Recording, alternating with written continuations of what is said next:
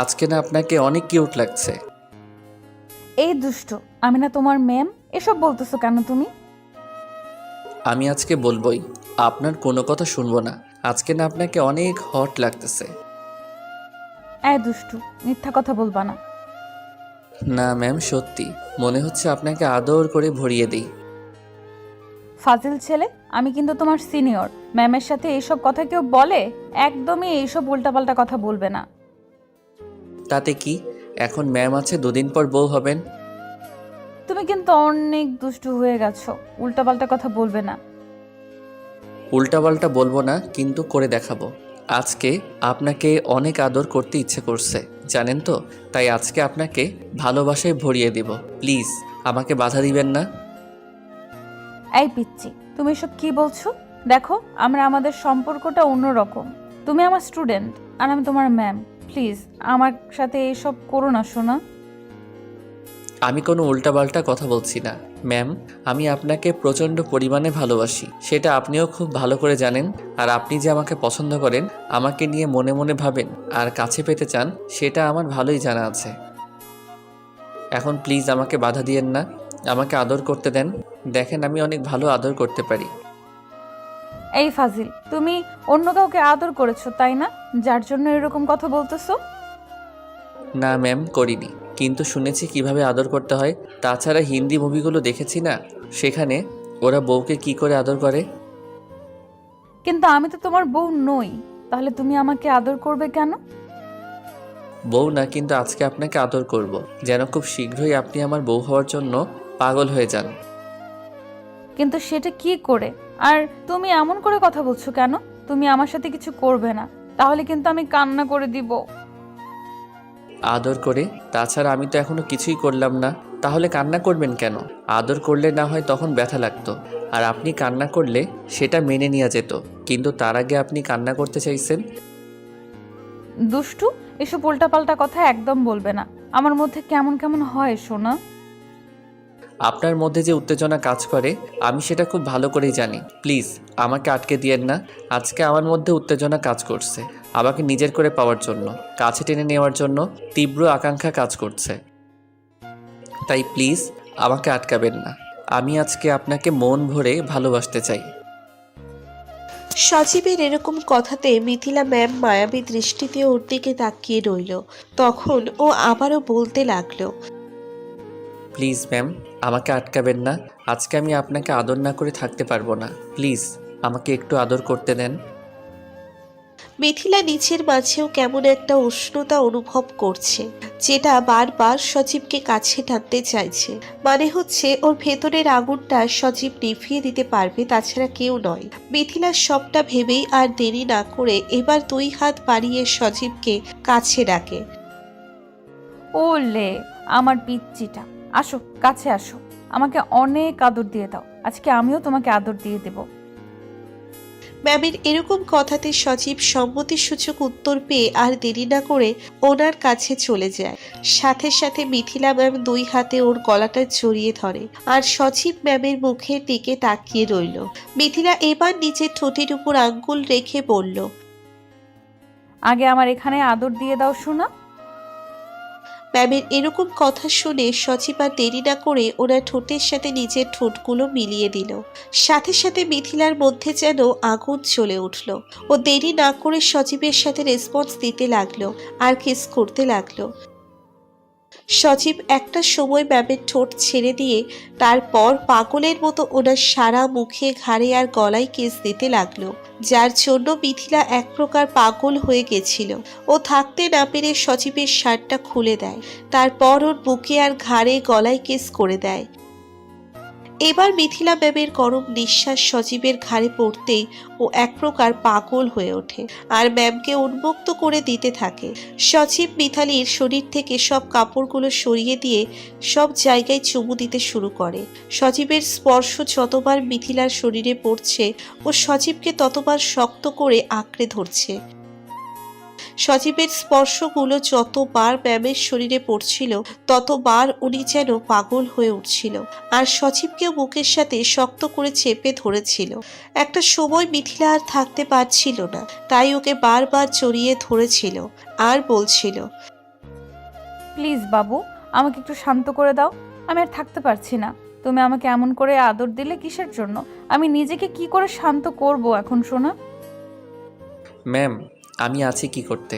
আজকে আপনাকে অনেক বেশি আদর করব, অনেক ভালোবাসবো, যেটা আপনি জীবনে কখনো ভুলতে পারবেন না। এবার সজীব ওদের শরীরে একটা চাদর টেনে দিয়ে মিথিলাকে ভালোবাসায় ভরিয়ে দিতে থাকে। আপনারা হয়তো ভাবছেন এখানে কি হচ্ছে, তাই না? মিথিলা আর সজীব সম্পর্কে ছাত্র আর ম্যাম, এবং ওদের দুজনের বয়সের ডিফারেন্স ততটা বেশি নয়, এই 4 থেকে 5 বছর। কিন্তু দুজনের পাশাপাশি দাঁড়ালে কেউ বলতে পারবে না ওরা ম্যাম আর স্টুডেন্ট। যে কেউ স্বামী স্ত্রী ভেবে ভুল করতে পারে, কারণ ওদের দুজনকে অনেক সুন্দর মানায়। কলেজের প্রথম দিন সজীব ম্যামকে দেখে ফিদা হয়ে গেছিল, আর অন্য সব গল্পের মতো ওনার প্রেমে পড়ে গেছিল। তারপর একটা সময় সজীব ম্যামকে যখন বোঝাতে চাইছিল, তখন মিথিলা ওদের সম্পর্কের কথা ভেবে দূরে সরে থাকতে চাইছিল। তারপরও সজীব ভালোবাসাটা বোঝাতে ওনার কাছে আসতে চাইছিল। তারপর একটা সময় যখন সজীব ম্যামকে বোঝাতে পারছিল না, তখন ম্যামকে প্রপোজ করে দেয়। মিথিলা জানে এই সম্পর্কটা হওয়ার সম্ভাবনা, তাই সজীবকে ফিরিয়ে দিয়েছিল। তারপরও সজীব 6টা মাস যখন মিথিলার সাথে রিলেশনে যাওয়ার জন্য বারবার ভালোবাসার কথাটা বোঝানোর চেষ্টা করে, তখন মিথিলা ওকে বোঝাতো, কিন্তু সিন ক্রিয়েট করতো না। তাতেও সজীব কষ্ট পেত। বড়লোকের ছেলে, তাই কষ্টটা বেশি সহ্য করতে পারে না। একটা সময় সজীব অনেকটাই ভেঙে পড়ে মিথিলাকে বোঝাতে না পেরে। তারপর ওর একটা ফ্রেন্ড ওকে একটা প্ল্যান বলে দেয়, কিন্তু প্ল্যানটা যে এত উল্টোপাল্টা কাজ করবে সেটা ও ভাবতেও পারেনি। ওদের প্ল্যানটা ছিল ওরা একটা পার্টিতে মিথিলা আর সজীবকে ডাকবে, তারপর পার্টিতে আসলে ম্যামকে ড্রিঙ্কস করিয়ে দিবে, তারপর ওনাকে বাসায় পৌঁছে দেওয়ার কথা বলে সজীব একটা রুমে নিয়ে গিয়ে ওনার সাথে রুম ডেট করবে, অনেকে ভালোবেসে নিজের করে নেবে। সজীব আর মিথিলা প্রচন্ড পরিমাণে ড্রিঙ্কস করে ফেলে, যার জন্য দুজনের উপর থেকে কন্ট্রোল হারিয়ে ফেলেছে। তারপর মিথিলা বাসায় যাওয়ার জন্য আসছিল, তখনও পড়ে যেতে গেলে সজীব এসে ওনাকে ছড়িয়ে ধরে, তারপর একটা রুমে নিয়ে যায়। তারপর সজীব ম্যামকে শুয়ে দিতে গেলে ওনার উপর পড়ে যায়। তারপর দুজনের চোখের দিকে কিছুক্ষণ ঘোর লাগা দৃষ্টিতে তাকিয়ে থাকে। আর তারপর ওদের মাঝে কি কথা হলো সেটা তো আপনার জানতেই পারলেন। তো পরের দিন সকালে দুজনের ঘুম ভাঙতেই ওরা অবাক হয়ে যায়। তারপর একটা সময় মিথিলা এমন কিছু দেখে কান্না করে দেয়, আর সজীবের ঘুম ভাঙলেও বলতে শুরু করে, ম্যাম, কি হয়েছে? আপনি কান্না করছেন কেন, বলেন প্লিজ। বাজে ছেলে, আমার সাথে এসব করে এখন বলা হচ্ছে আমি কান্না করছি কেন? সবটা তুই প্ল্যান করে করেছিস, তাই না? আমি তোকে ভালো ভাবতাম, আর তুই কি আমার সাথে এমনটা করলি? কিন্তু কি করেছি সেটা তো বলবেন। আর আপনি এমন কান্না করছেন কেন? আমার আপনার এই অবস্থা কেন? আমি এখানে কেন বলুন তো? এখন নাটক করা হচ্ছে? তুই ইচ্ছা করে সবটা করেছিস, আমার সাথে রুম ডেট করে এখন বলছিস সেখানে কেন? তুই দেখ তোর শরীরের অবস্থা কি আর আমার শরীরের অবস্থা কি, এতে তুই বুঝতে পারছিস না তুই কালকে রাত্রে আমার সাথে কি করেছিস? তুই ইচ্ছে করে কালকে আমাকে মাতাল করে দিয়েছিস, তাই না? সবটা তোদের প্ল্যান ছিল, আমি বুঝতে পেরেছি। আমি তোকে ভালোবাসি না বলে তুই শেষ পর্যন্ত আমার সাথে এরকম একটা কাজ করলি, এরকম ভাবে আমাকে নোংরা করে দিলি, বিয়ের আগে আমার সাথে এসব করলি। প্লিজ বিশ্বাস করেন, আমি এমন কিছু করতে চাইনি, কিন্তু আমাদের মাঝে এমনটা হয়ে গেছে। একটু বোঝার চেষ্টা করেন। আমি আপনাকে ভালোবাসি, তাই আপনার সাথে এমন কিছু করার ইচ্ছা আমার ছিল না।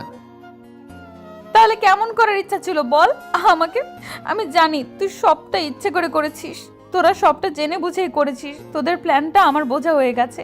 শেষ পর্যন্ত কিনা আমার সাথে তুই এমনটা করতে পারলি। প্লিজ বোঝার চেষ্টা করেন। আমার উদ্দেশ্য ছিল না এমন কিছু করার, কিন্তু আমি আপনাকে একটা কিস করতে চেয়েছিলাম। ভালোবাসি আপনাকে, আর তাতেই যেন আপনি ভয় পেয়ে আমার প্রপোজালটা অ্যাকসেপ্ট করেন আর আমাকে বিয়েটা করে নেন। কিন্তু আমাদের মাঝে যে এমন কিছু হয়ে যাবে আর আমি নেশার ঘরে আপনার সাথে এমন কিছু করে ফেলবো, সেটা আমি ভাবতে পারিনি। প্লিজ একটু কথা শুনে, আমি এমনটা করতে চাইনি। শেষ পর্যন্ত তাহলে সবটা স্বীকার করে নিলি। এখনো বলছিস তুই কিছু করিসনি? আমি বুঝতে পারছি তোর সবটা প্ল্যান। তুই কেন আমার সাথে এরকম করলি? আর যেখানে আমি কারোর সাথে সম্পর্ক করতে চাইনি, কেউ আমার হাতটা পর্যন্ত ধরতে পারেনি, আর শেষ পর্যন্ত সেখানে কালকে তুই আমার সাথে এইসব করেছিস। এখন আমাকে কেউ বিয়ে করবে না, সবাই আমাকে ধর্ষিতা বলবে। আমি কি করে মুখ দেখাবো? তুই কেন আমাকে এইভাবে নোংরা করলি? আমি কি এমন অন্যায় করেছিলাম তোর সাথে, বল? মিথিলার এরকম কান্নাকাটি সজীব এবার ধমকে সুরে বলে। চুপ, একদম চুপ। আর একটা কথা বলবেন না। আপনাকে বলছি না আমি ইচ্ছে করে করিনি। আমার ইচ্ছা ছিল আপনাকে একটা কিস করার, কিন্তু আমার বন্ধুরা যে আমাকে মাতাল করে দিবে আর আমাদের মাঝে এমন কিছু হবে সেটা আমি ভাবতে পারিনি। আমি না হয় নিজের কন্ট্রোল হারিয়ে ফেলেছিলাম, কিন্তু আপনি তো আমাকে ভালোবাসতেন না। তাহলে আপনি আমাকে পারেননি আটকে দিতে, আপনি সেটাও করেননি, উল্টো আমাকে কাছে টেনে নিয়েছেন আর আদর করতে বলেছেন। আর এখন বলা হচ্ছে আমি সবটা একাই করেছি, নিজে ধোয়া তুলসী পাতা, তাই না? তুই আমাকে বকা দিচ্ছিস? সব তোর জন্য হয়েছে। আমি এসব তোর আব্বু আমাকে বলে দিব, দেখিস ওরা তোর কি হাল করে। তোর সাহস কি করে হলো তুই আমার সাথে এইসব করেছিস? আরে বাবা, বলছি তো ইচ্ছে করে করিনি, আর যদি করেও থাকি তাহলে বেশ করেছি। আমি আপনাকে ভালোবাসি, আমার অধিকার ছিল আপনাকে নিজের কাছে টেনে নেয়ার। আপনি কেন আমার ভালোবাসাটা বুঝতে চাইছিলেন না? আমাকে বিয়েটা করে নিলেই তো আমি আর এমন কিছু করতাম না। আমার ভালোবাসাটা অ্যাকসেপ্ট করে নিলেই তো আমি আপনাকে এমনভাবে স্পর্শ করতাম না। কিন্তু আপনি আমাকে ভালোবাসেননি, দূরে সরিয়ে দিয়েছেন। কেন বুঝতে পারেন না? আমি আপনাকে প্রচণ্ড পরিমাণে ভালোবাসি, থাকতে পারি না আপনাকে ছাড়া। তুই আমাদের সম্পর্কের কথাটা জানিস না? আমি তোর ম্যাম আর তুই আমার স্টুডেন্ট। তুই কেন বুঝতে পারছিস না এই সম্পর্ক হয় না? তার উপরে তুই এরকম একটা পাগলামি করলি। এখন আমি এই মুখ কি করে দেখাবো? কেন এই সম্পর্ক হয় না? আমি আপনার থেকে ছোট বলে, নাকি আমাদের মাঝে এই সামান্য সম্পর্ক বলে? দেখুন, ভালোবাসা এগুলো ম্যাটার করে না।